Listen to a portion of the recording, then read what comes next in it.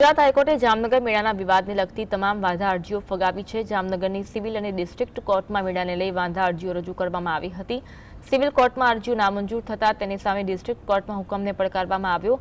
જો કે ડિસ્ટ્રિક્ટ કોર્ટમાં મુદ્દો પહોંચે તે પહેલા જામનગર મહાનગરપાલિકાએ ગુજરાત હાઈકોર્ટનો સંપર્ક કર્યો। હાઈકોર્ટે મેળાને લગતી તમામ વાંધા અરજીઓ ફગાવી દીધી અને તમામ જરૂરી મંજૂરીઓ સાથે મેળા યોજવાનો માર્ગ મોકળો કર્યો। આ નિર્ણયથી મેળાનું આયોજન નિર્વિઘ્ન કરવાની શક્યતા વધી। જો કે મેળાને લગતા મુદ્દે વધુ સુનાવણી હાઈકોર્ટમાં આગામી 22મીના રોજ હાથ ધરાશે અને જો કે વધુ સ્પષ્ટતા અને આગળની કાર્યવાહી નક્કી થશે।